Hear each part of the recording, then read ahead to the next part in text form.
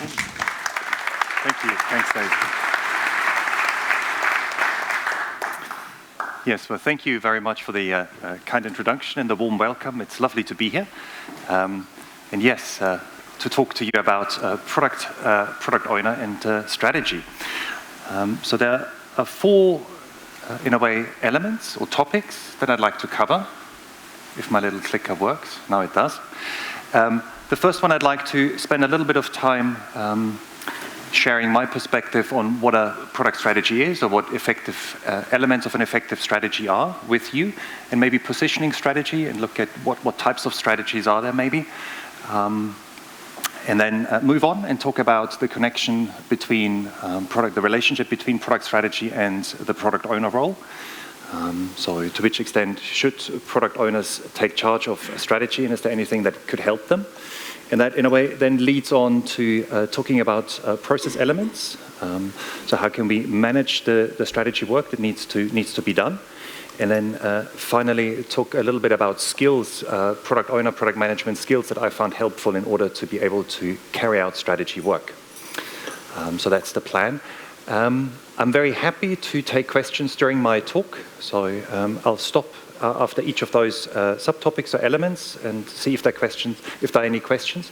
But if you've got any urgent questions, if you don't quite understand what I'm saying, or you really disagree, or you'd like to share your perspective, then feel free to raise your hand and we'll try and get the microphone to you. And then I also plan to have a quarter of an hour to 10 minutes Q&A session at the end. So strategy, what is product strategy and why does it matter? Well, strategy is a concept where different people have different ideas. So I thought I'd share my definition of what a strategy is with you. And in order to do so, I'll introduce a very simple structure, a very simple template to you that I've created. But don't worry, this is not about selling any templates to you or persuading you to use them. Again, it just makes it a little bit easier for me to describe what I mean by product strategy. So this thing here is called the product vision board. Maybe some of you have seen it. It's called vision board because it encourages you to start by reflecting on the vision of your product. What is the product vision? And by product vision, I mean what is the purpose, the positive change that your product should bring about. So the purpose of the product and what's the positive change it should bring about. What good should it do? So an example I like to use is if I wanted to create a mobile app that helps people become more aware of what they eat and how much they eat and maybe when they eat, then the vision behind this product could be healthy eating. So I quite like to work with a big vision that's at least mildly inspiring and motivating. It creates hopefully a little bit of pull. Allows people to understand if they'd like to work on this product or not. And by the way, for those of you who are product owners, who's a product owner, by the way? I wanted to ask this question earlier, but I forgot. Oh, okay, that's nice. That's sort of about a quarter. So I found that it's actually quite helpful to look at the vision of a product, and if I have a choice, then decide based on the vision if that's a product that resonates with me or not, and if it's a product I should work on or not. And yeah, try not to tie your vision to the solution, to the specific product idea. So you can pivot, you can change your strategy, but still stay grounded in your vision, as Eric Ries said many years ago, if that's necessary. So that's the vision.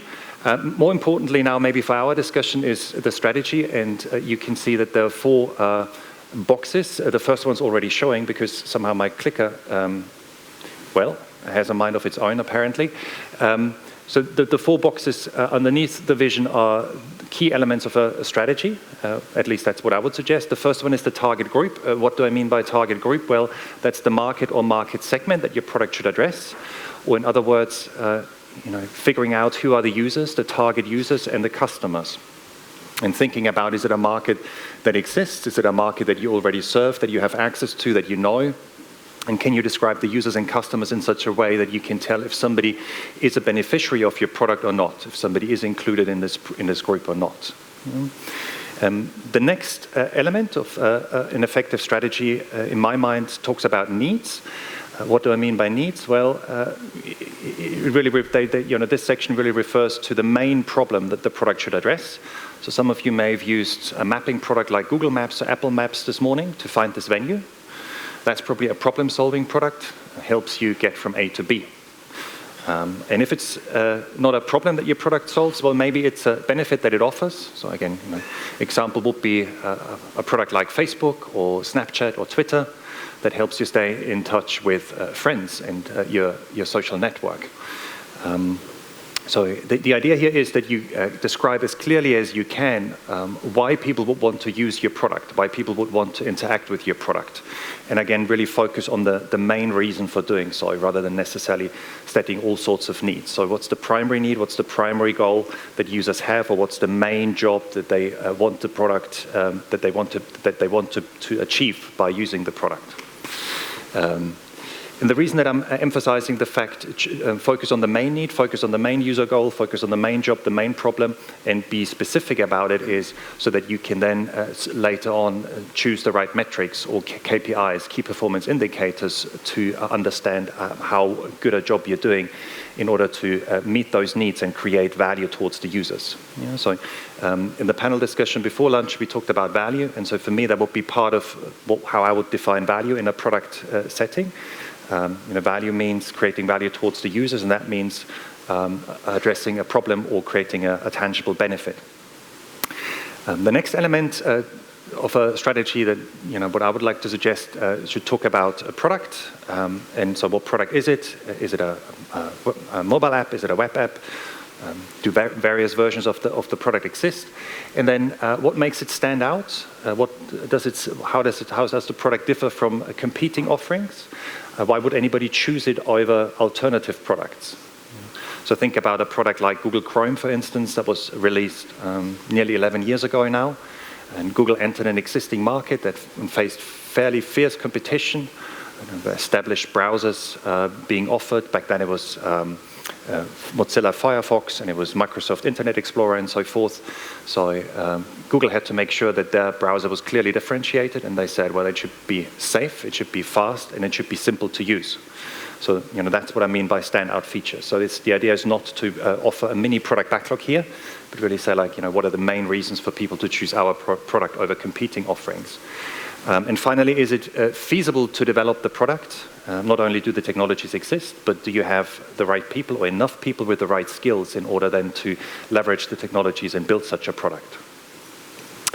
And then last but not least, what are the desired business goals? So, what's the reason for your business, for your company to invest or continue to invest in the product? Is it to generate revenue directly or indirectly, or is it save money or develop the brand, or maybe create necessary technological knowledge or an advantage? So how is it going to benefit your business? And again, I would suggest that you try and be very specific here and try and describe the business goals so that they become measurable. Yeah. And again, that allows you then to choose appropriate KPIs in order to measure if the strategy is working and if you're executing it well. So yeah, what are the business targets? So for me, that's what I mean by strategy. A plan, you could say a high-level product plan that says what's the value proposition, what are the needs, what are the goals that should be addressed or met or provided for towards the users, what's the value that we want to create towards the users, who are the users and customers, that's the target group, what kind of product is it and what makes it stand out, and finally, what's in it for the business, what are the business benefits. Yeah. And I would argue that if we're not in a position to answer those questions with confidence, then there's no point in starting to attend to the product backlog and writing user stories. For me, being able to write a user story means I know who the users are, and I know why they would want to use the product, so I can then make the right conclusions, draw the right conclusions about the features or the functionality that the product should offer. And so this is particularly helpful when you build a brand new product, or when you have a young product where typically the strategy is very volatile and it changes, and you may have to pivot and sort of figure out what kind of strategy might work. But I find it can also be very useful for more established, mature products to bring the key people together, the key stakeholders and development team members, and answer those questions jointly. For instance, asking people to write down their answers on Post-it notes and then visualize them on the wall and see if there's agreement. And if there is, that's brilliant. You're all on the same page. But if there's not agreement, and if there's confusion or disagreement, then that's probably something to address. Oh yes, and if you want to, you can download this template from our website, and if it resonates with you, if it doesn't resonate with you, just forget about it. It's not about the template, it's not about filling out some forms, it's really about asking the right questions and answering them in a meaningful way. So that's my suggestion of what a product strategy might be. Now I thought it might also be helpful to, in a way, position a product strategy by creating a little strategy map. So a product vision and strategy, that's what we've just talked about, and the strategy again really describes our approach to achieving product success, making or keeping a product successful and creating the desired value towards the users and the business. But there are other strategic plans, other strategic artifacts in a business, in the enterprise. What are they? Well, the top level one that I can think of is the business strategy. And that's really the overall approach for the entire company to achieve success. And I quite like Roger Martin's approach to a business strategy. So he suggests that a business strategy should contain the company's winning aspiration. So that's the vision of the company. He talks about the markets and industries that you want to serve, what makes the competitive advantage of the business, the capabilities that are needed, and that may include creating or enhancing products and services, and the management system that is required. Yeah. So what is the overarching business strategy? Why does business strategy matter for product people and product owners? Well, I feel it provides the context to then allow us to make the specific strategic decisions for our products and choose, for instance, the right business goals or choose the right markets. So it's useful to have this document, it's useful to have this plan and understand it. But sometimes that's not enough. Sometimes we need something else, another strategy in order to, again, make the right strategic decisions for a specific offering. So if your product is part of a portfolio, a group of related products, like here in this case, I'm using Microsoft PowerPoint, part of the Microsoft Office family, so that's a portfolio, a product portfolio, then you may need a portfolio strategy that provides some guidance how the business strategy is mapped onto the overall portfolio and how you can maximize the value that the entire portfolio, a group of products, can create. And that then leads to investment decisions, how much funding should each product within the portfolio receive, and it also helps you hopefully identify dependencies between products. Yeah. So you may need that as well. But that's not quite everything. So a few more bits to strategy. A business model, and I've tied it here being very product-centric to the strategy. The business model, in my mind, communicates how you intend to achieve your business goals. But you may well disagree and say, well, in our case, the business model is not specific to a given offering. It's really tied to the portfolio, even to the business strategy or attached to it. So what I'm trying to say is this is not a one-fits-all type map. I'm just trying to sort of point out important strategic artifacts, and then I'd encourage you to reflect on, do you have those plans? Do you have those artifacts? Do you have the information that they provide? And if not, is there something you should do about it? KPIs, I've mentioned KPIs as key metrics that help us understand how much value the product creates, and if we're doing a good job at meeting the user needs and the business goals. And then I'd also like to add product roadmap. So if you've, in a way, follow my approach and work with a high-level product strategy, then you probably need to add a little bit more detail in one way or another. And I like to use the product roadmap as a somewhat more specific product plan that communicates how the product strategy should be implemented, say, over the next 12 months or so. And by offering specific product goals that describe benefits or desired outcomes, maybe sort of for like 2-3 months cycles. And just to show how this could be connected to the product backlog and maybe help you then with product backlog specific decisions, well, here is the product backlog. And so the way I like to do it is that I like to use the product roadmap to provide an umbrella for product backlog decisions, for deriving the right product backlog items, even scoping the product backlog. So if you work with goals or benefits or outcomes on your roadmap, you can use those to scope your product backlog and maybe focus your product backlog on the next goal, the next benefit, the next outcome, rather than possibly having a product backlog that possibly looks ahead for the next 2-3 years and then becomes very long and unwieldy and difficult to manage and maintain. Yeah. So again, this is not a sort of a cookie cutter template. This is just a list of artifacts, strategic artifacts that may be helpful. And I've tried to position here strategy and vision, and again, to sort of make it a little bit clearer what I mean by product strategy. Are there any questions so far?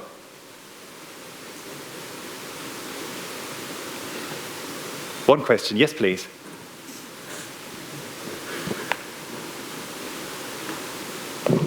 Thanks. I was wondering what's your definition of a product? So say we have an e-commerce web shop, we sell DIY goods. You could say our e-commerce shop is maybe a portfolio, but what's the granularity of a product? Like, is it a comparison feature? Is that a product, for instance, or? Yes, lovely. It's a great question. Thank you very much for asking it. I find it can sound quite trivial. If you think about what's a product, well, it should be fairly straightforward to answer. But I think many companies struggle with answering this question, particularly in such a way that there's a shared understanding across the enterprise. Certainly when it comes to digital products. I remember several years ago I was invited to run a product owner workshop at a geodata company at the south coast of the UK, and I had some conversations to prepare the workshop and did a little bit of research, looked at the product portfolio of the company, and I expected between 5 and 10 people to be in the workshop. So I turn up and there are 25 people. And I said, well, this is nice. It's nice to see you all, nice there's so much interest, but this is a workshop for the product owners. And people look at me, nod, and say, yeah, we know. I said, well, surely you can't be all product owners. And they say, oh, yes, we are. So, Scrum had started in development. The development teams were at this stage component teams. Each component team said, we're now a Scrum team, therefore we need a product owner. So yes, the individuals in the room were sort of product owners, but not quite. Most of them were what I would call component owners. And people who have responsibility for an architecture building block, in this case a component or subsystem architecture layer. So that's one reason why it's really important to understand what do we mean by product. So you don't call people who own a feature or a component a product owner, and then you suddenly have a product strategy for a feature, or you have a product strategy and a product roadmap for a component. That doesn't make any sense in my mind. So you're too fine-grained. Your product definition of this is too narrow. But I've also worked with companies who said, well, our website is our product, and the website is quite a complex online retailing website, and there's lots to it, and it's probably more like an aggregate product or a collection of products, a bundle of products rather than one individual product. And again, then your product definition is too coarse-grained and too wide, and it becomes really challenging to come up with an effective product roadmap, an effective strategy and an actionable product roadmap for such a bundle, quite a big heterogeneous thing. So what's a product? Well, my suggestion would be a product is an asset that creates distinct value for a group of people and the business on its own. And so it could be, sometimes it makes sense to distinguish between different tiers and types of products, end user-facing products, or possibly even a revenue-generating product. Think about a bank or an insurance company. An insurance company sells policies, so that's the revenue-generating product. Then there are various digital assets, various digital products that help people take out an insurance and maintain the contract. And then there may be third-tier products supporting internal products like an internal platform that encapsulates common functionality, common shared services of the various digital assets. So, but again, I'd suggest the test is, there has to be a specific value that the product creates towards a set of users and the business, and the product has to be able to create it on its own. So something like search and navigation on, say, Amazon.com, personally, that's just my take, and you may well disagree, that's perfectly okay, but my take would be it's probably a feature, a step in the user journey rather than a product in its own right. So yes, thank you very much. It's a really important point. Sense. I was just hoping to gloss over it.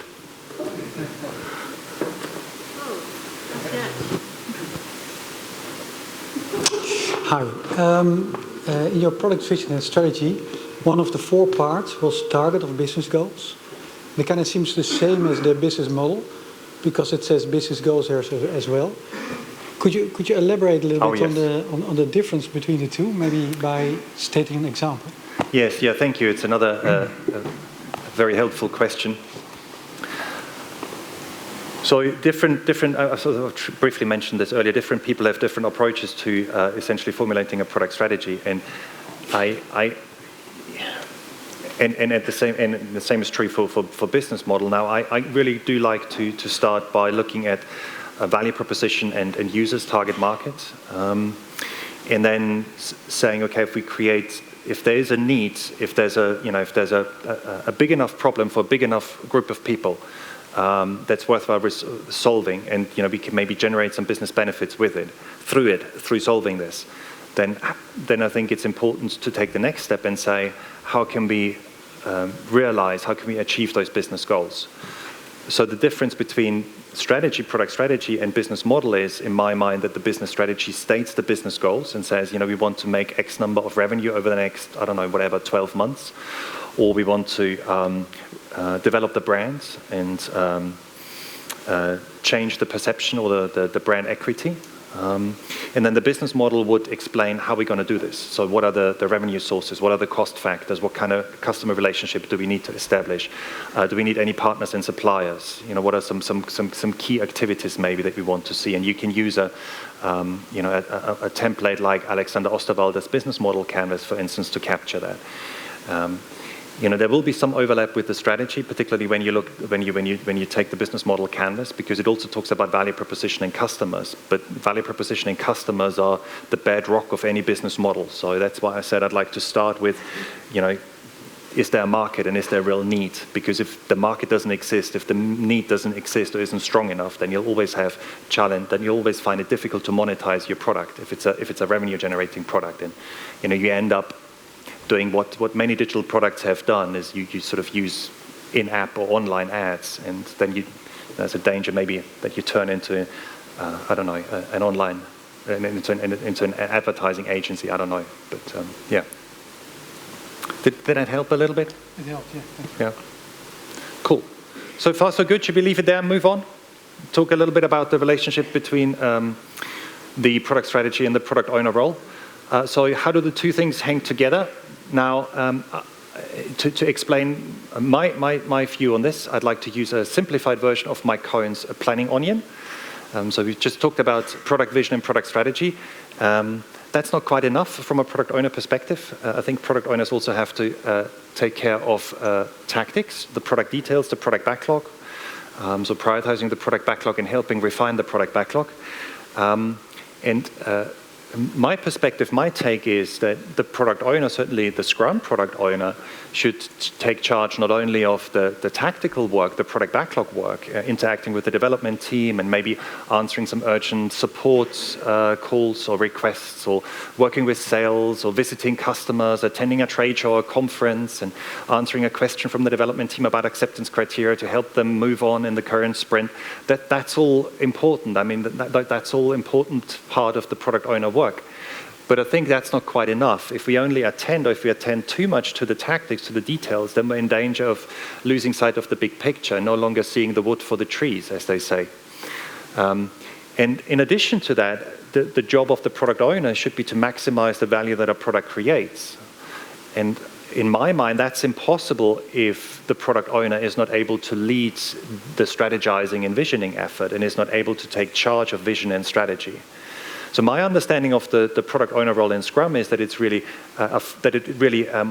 that it's responsible for full stack ownership, you could say. So owns the whole stack from vision down to the details, to the user stories, ultimately.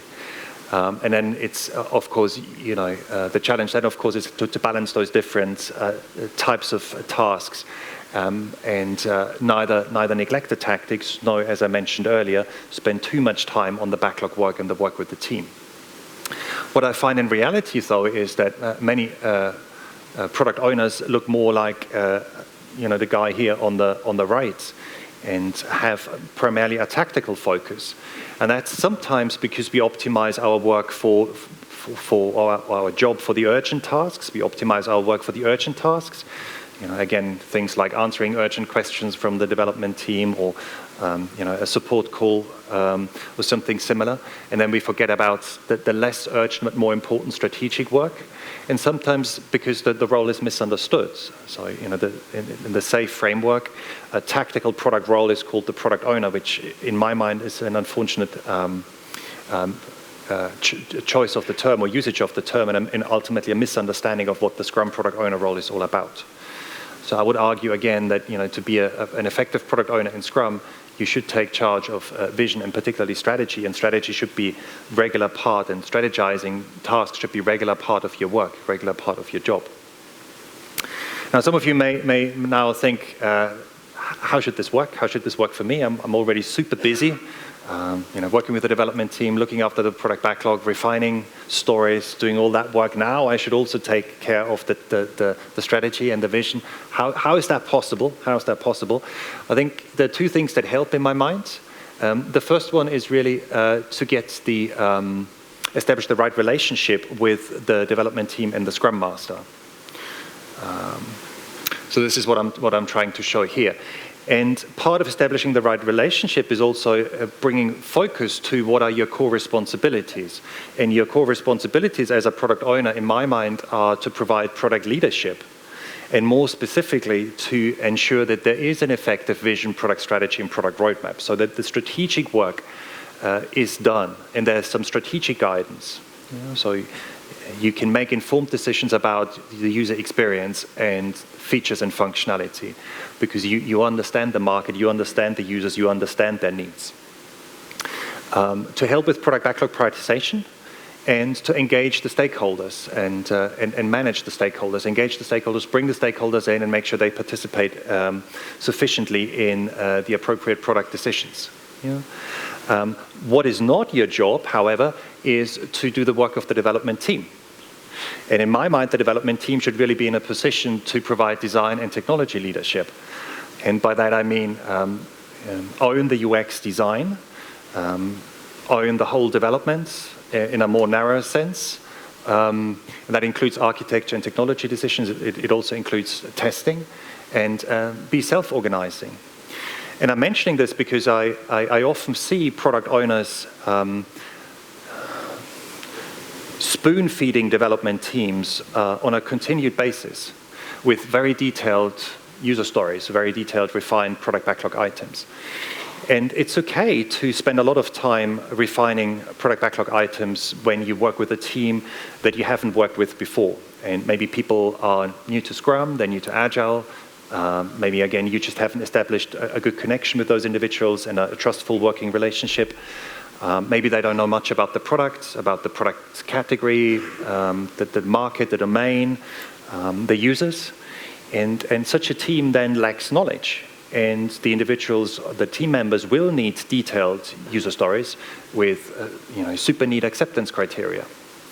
But I think over time you should really try and develop your team, your development team, so that people become more self-sufficient. If you continue to write very detailed user stories, you kind of solutionize, and you kind of prevent the team from owning the solution, or at least the details of the solution. So I really believe that development teams are meant to, or ideally, own the solution, or again, at least the details of the solution. This is like being a composer and writing highly annotated music score and giving it to classically trained musicians and say, here, please play. And if that's what you do with your development team, they'll always expect those detailed product backlog items, those detailed user stories. But I think ideally what you'd like to be is would like to do is move in the role of a band manager and treat your development team like a jazz band or rock band, if you prefer that genre. So a group of people who can make things up, who can improvise, who can think on their own feet. So you agree on the pieces or songs to be played at a given venue at a given night, and the guys take it from there. So you don't have to figure out and worry about all the details. But again, it means that you mentor and coach the development team, which initially is more work for you as a product owner, and you kind of upskill people, but also let go and trust people, and trust the development team that they'll make the right UX decision, they'll make the right decisions about how to, and maybe to which extent, provide a piece of functionality or a feature. And then to complete this picture, the Scrum Master for me has process and people leadership. So, that's things around process and method coaching, acts as a collaboration catalyst, and should take care of organizational change. And the reason that I'm mentioning the Scrum Master here is because, again, it's quite common for me to work with product people, with product owners who don't have a qualified Scrum Master who is sufficiently available. There are quite a few product owners I know who don't have any Scrum Masters. And so what then happens is that there's a gap, there's a void, and it's so tempting for us as product people, as product owners, to say, like, well, the team really needs that support. They really need some process and method coaching. They really need help with collaboration because they've got lots of disagreement and conflict. And if they don't learn to resolve them, they can't move on, they can't become productive, and so forth. Or maybe there's some organizational impediments, and, well, they really need to be tackled. Maybe I should go and talk to HR about incentives, which we discussed earlier, or about changing career plans or employee selection criteria, whatever it might be. But if you do that, then a challenging, in my mind, being a product owner is very rewarding, but it's equally challenging. Then a challenging job becomes unsustainable unless you neglect some of your core responsibilities. And again, as I said earlier, in my mind, core responsibilities includes attending to the product strategy and with it the product roadmap. So I think often it's then a case of recognizing that maybe as product owners we take on too much, we do too much, and say no in the right way. And again, for me, it's not a big deal if you cover the Scrum Master maybe for a week or a sprint or a couple of sprints, but I don't think it's a good solution on a continued basis. And by maybe the best thing then is to stop playing the Scrum Master role in addition to the product owner role, and make the impediment very visible and painful, so that something is done about it. Because as long as you cover as the product owner, as long as the product owner covers, there's little reason for the organization to change anything. Everything seems to be going okay. Yeah. There are a few more shared responsibilities that I wanted to mention, shared between product owner and development team. So for me, user research is best done jointly as a joint activity between the product role and the development team. Sprint goal selection, and finally, product backlog refinement. So I didn't want to give you the impression that my idea of a product owner is somebody who doesn't attend to the product backlog at all. That's not the case. I think it's important for the product owner to make sure that strategic and tactical product decisions are appropriately aligned. But again, I think if you currently spend most of your time with detailing requirements and answering questions from the team or working with the team, there's an imbalance, there's something not quite right, and something that you should probably improve at least in the mid to long term. And then the second thing to do, or I don't know, a technique in order to allow you as product owners to take charge of the strategic work is to scale in the right way. And that's particularly the case when your product has grown and has become more feature-rich, has become bigger, and maybe in that sense more complex. And there are obviously different ways how you can scale up in different agile scaling frameworks. I'll just very quickly sketch one of the techniques that I like to suggest, to have one overall product owner, and then have a team of people, build a product team with individuals who then own parts of the product. That could be a feature, or it could be a component, an architecture building block, a layer, a subsystem, or a set of services or microservices. And when it comes to strategy, then strategic decisions should be made collaboratively in my mind. But if no consensus or agreement can be achieved, then the overall product owner has the right to decide. So the overall product owner has strategic leadership, and the feature and component owners, they contribute. By the way, feature owner is a term that I like to use in the LESS framework. The role is called a product area owner, I believe, but it's virtually the same. So yes, yeah, that was, those are my thoughts on the product owner role and how the product owner and strategy relate. Any questions at this stage? Yes, please. Yes.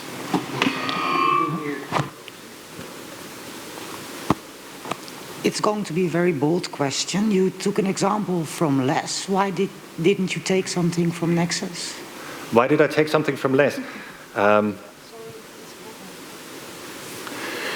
So I'm not a scaling expert, so I'm not an expert in scaling and agile scaling frameworks. My focus is really more about how can we, what can we do when one product person, one product professional is no longer enough to look after one product. How can we then distribute and share the work? And so it feels quite natural to me. And you know, I've seen this model applied successfully in a number of organizations to then have this one overall product owner, one person in charge of the entire product, and then allow other people own parts of that product. And I call some of those people feature owners, and unless they're called product area owners. But I mean, I didn't want to suggest that less is necessarily any better or worse than any other scaling framework. I mean, I'm only sort of in a way concerned with product ownership here, and I just ignore all the other scaling details. Yeah.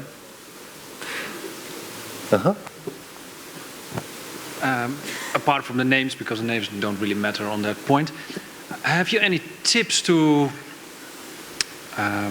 help us with what I call the cookie jar principle? So I have 4 children, and when someone goes up to my wife and asks, "Can I have a cookie?" and she says no, then they go to the other area product owner and say, "Dad, can I have a cookie?" And sometimes this leads to heated debates in the evening. So do you have any tips on how to work with that when you start scaling the product? Yes, yeah, I think so. But in a way, that's a great question. Thank you for asking, because it leads me on to the next topic. So if it's okay with you, I'd like to answer that question as part of the process discussion. Is that okay to move on? Yeah. So, you may disagree with this notion, but in my mind, Scrum doesn't offer that much in terms of explicit strategic or strategy-related practices for product owners. So, I thought it might be helpful to talk about some process elements and how we can organize the strategy work, the necessary strategy-related tasks. And there are 2 options that I'd like to suggest. The first one here is called time box strategizing. And the idea is that you have an idea. Sorry. You have an idea for a new product, either a brand new product or making a change to bigger change to an existing product. So what I'm trying to say is this option tends to be particularly useful, or is particularly useful in my experience, when there is a significant amount of uncertainty and change present. A significant amount of uncertainty or change is present. So then it makes sense to have some time-boxed strategizing. And if that's what you shoot for, then I would suggest, well, strategizing really falls under the wider product discovery activities. So I don't know if you're comfortable with the term product discovery activities, yes. If you're comfortable with the term product discovery, but it's a term that seems to have established itself, or re-established itself, I should say, in the product management community. And the idea is that we're figuring out who are the users, what is the need that we want to address, but maybe also what elements of the desired user experience, or maybe also do some prototyping to investigate technology options. And I think it makes then a lot of sense to spend, allocate, a week or maybe several weeks or a month, or in some cases several months, and more or less exclusively focus on product discovery and strategy work, and come up with an initial product strategy. And then assess the leap of faith assumptions, the key assumptions and key risks, and then iterate over it and carry out some experiments to validate or falsify those assumptions, and essentially de-risk it, address the key risks. And then I think we're in a good position to start moving into product development that then hopefully leads to a shippable product that creates the desired value for the users and the business. And personally, this is just my take on it. I see the specific strength of Scrum more in the development space rather than the discovery space. But it doesn't really matter which process framework you use or model you use. The important thing is to ensure that there is enough time to do the discovery work. From a Scrum-centric perspective, a common indication that you've rushed the upfront work, so to speak, is when the team gets together for the first sprint planning meeting, and the team members look at each other and say, like, "Wow, we don't really have any idea what the user experience should look like in detail, and the user interaction should be like in the user interface design. We don't really know how to build this thing. We need a sprint 0. Now hold on a second. One sprint 0 is not going to be enough. Maybe we should start with sprint -1 or -2 or -3. I'm exaggerating, of course, but I mean, yeah, sprint 0 is for me an indication that you've skipped or rushed some of the discovery and strategizing work, and in a way you have to go back now. I'm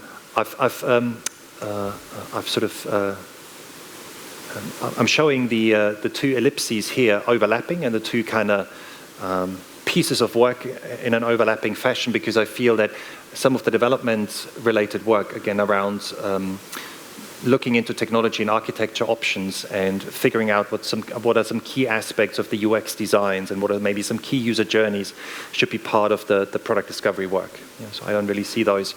I see those ellipses as representing pieces of work, not necessarily completely separate stages or phases that are separated by a hard milestone.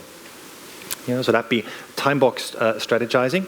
And that's something that organizations tend to do fairly well, I find. Yeah, I think a bigger issue in my mind when it comes to strategy work is, continuous strategizing, or you could choose the wider term continuous discovery, and then carry out strategizing on a more continuous basis as part of your continuous discovery work.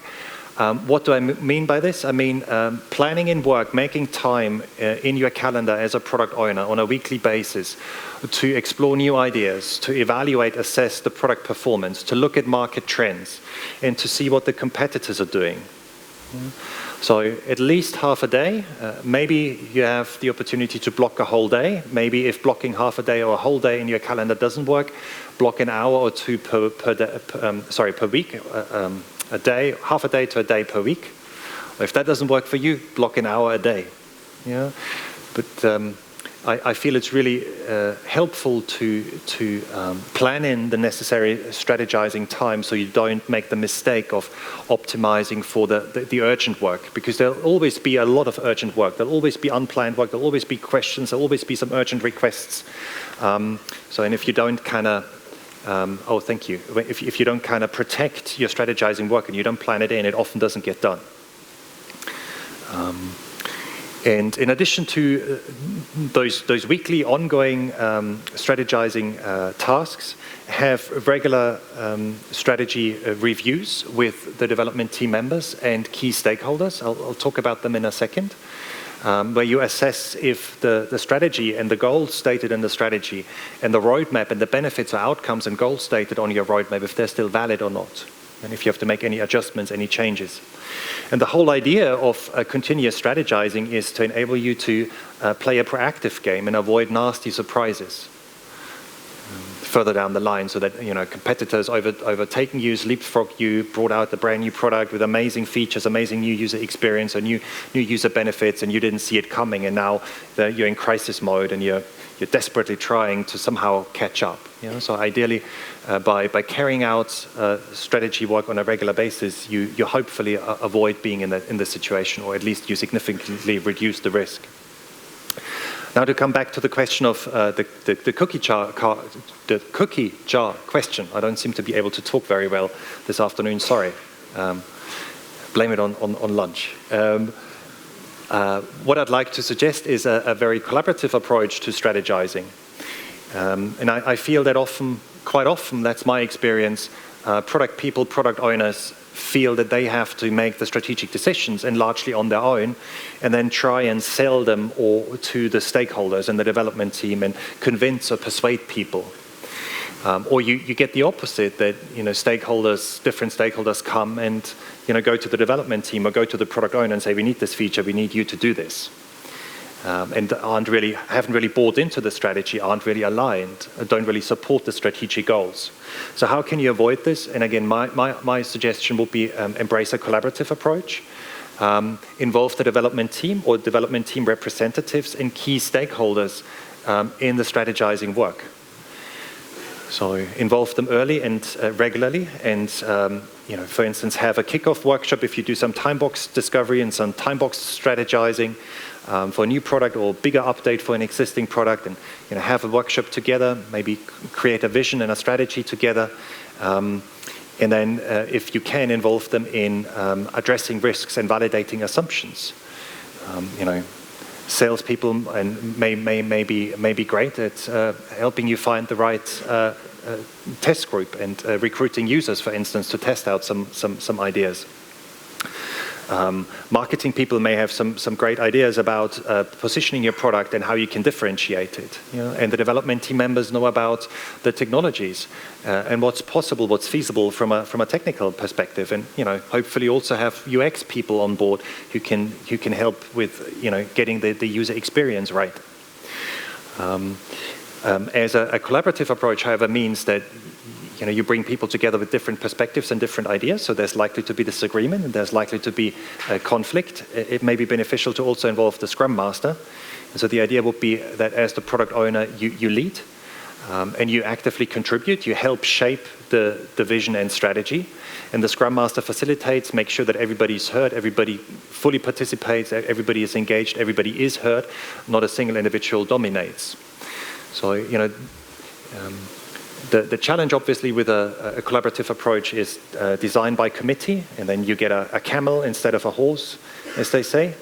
And so, again, it can be very helpful to have a qualified facilitator, qualified Scrum Master here who, for instance, suggests the right decision-making rule and guides people through a collaborative decision-making process. And again, avoids that someone dominates and you suffer from the hippo syndrome, so that the highest paid person's opinion wins. That wouldn't be desirable. So does that answer your question a little bit? Cool. Any more questions at this stage? There are a few back there, I think.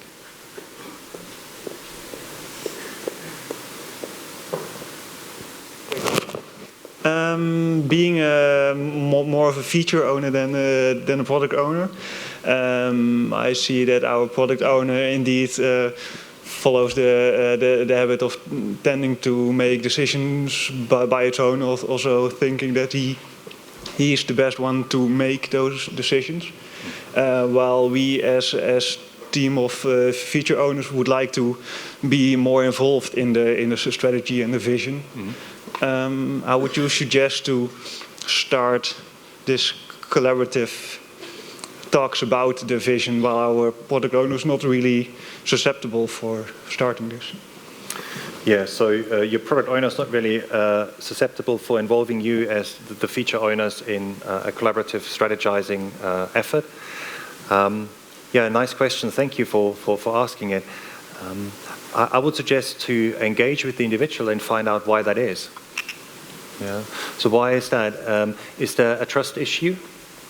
Or is there an issue around knowledge and skills, that the overall product owner feels that the feature owners maybe don't have quite the skills required to make all these important strategic decisions? Is it possibly a combination of both? Is it a misunderstanding of, I don't know, roles and responsibilities, or maybe roles and responsibilities aren't properly applied and properly set up?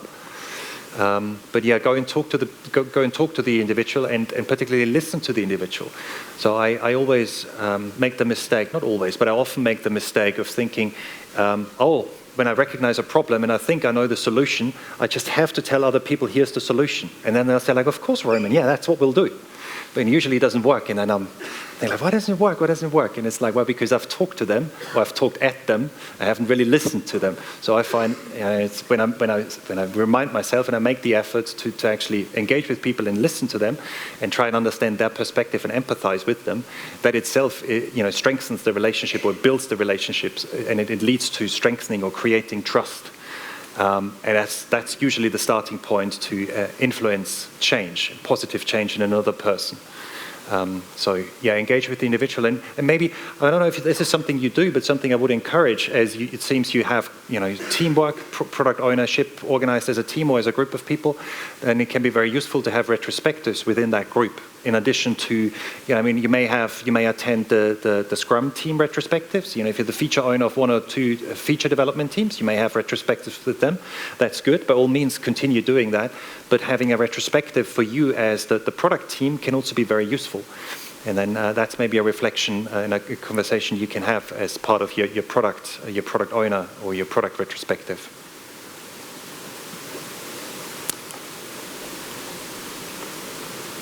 I'll take one more question now, if that's okay, and then I'll say a few more words about skills, and then I'll take the final questions. Is that okay? So I don't know who wants to go next. Which one do you want? Let's go over there. Thanks.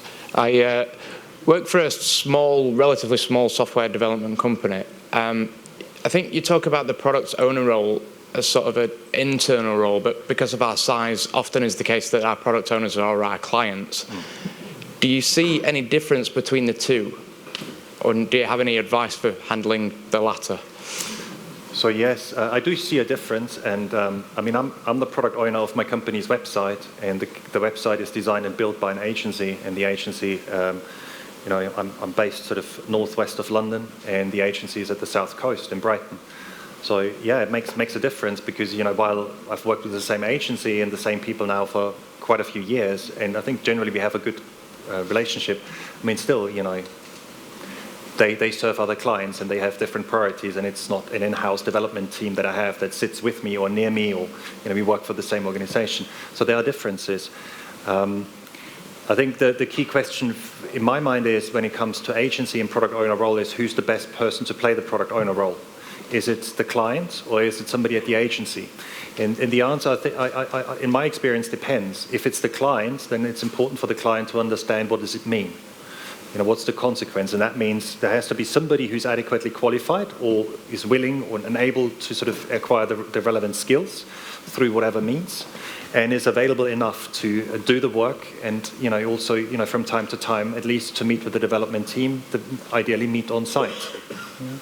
If it's the agency who takes on the product owner role, then the client has to understand that the organization needs to be involved in the sprint reviews and offer feedback, but it will be the product owner who has the final say about what gets done and what doesn't get done, and how things get prioritized.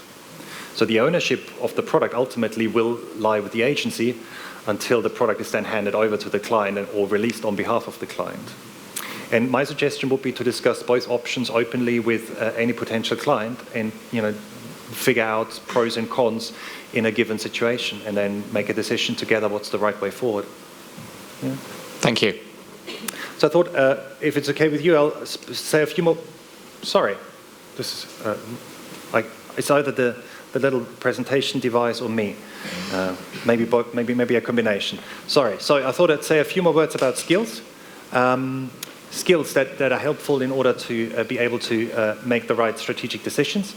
And just very briefly, I quite like to work with the T-shaped model when it comes to skills, also for product people. Oh, I've only got 5 minutes left, I'm being told.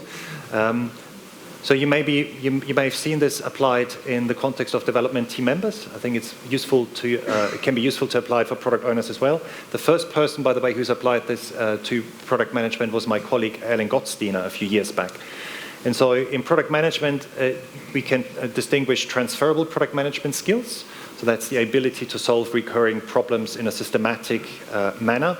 Things like being able to formulate an effective product strategy or validate a product strategy, create a product roadmap or prioritize the product backlog or write user stories.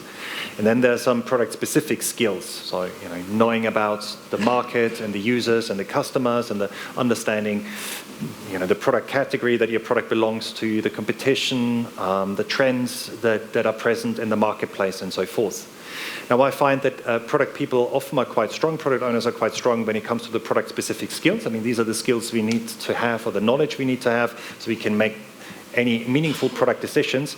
But as product management is quite a multifaceted discipline, many of us have little gaps or weaknesses in the transferable product management skills. And these we can break down into 3 subsets, at least that's what I'd like to do, partly because it generates a nice Venn diagram. Leadership skills, tactical skills, and strategic skills. So in order to be able to make effective strategy decisions, it's helpful to acquire the relevant skills.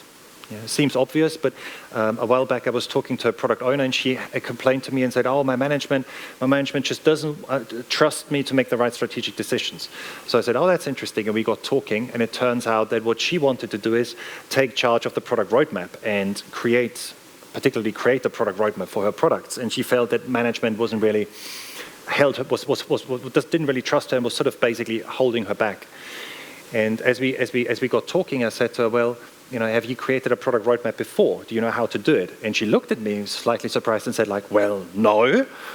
So I said to her, well, maybe, you just want to sort of read up on it, or, watch a few videos or whatever helps you, and experiment with it, and maybe go ahead and try it out and then show it to your management. So then thereby you kind of prove, or you show that you have at least, the core knowledge you need in order to take charge of the roadmap.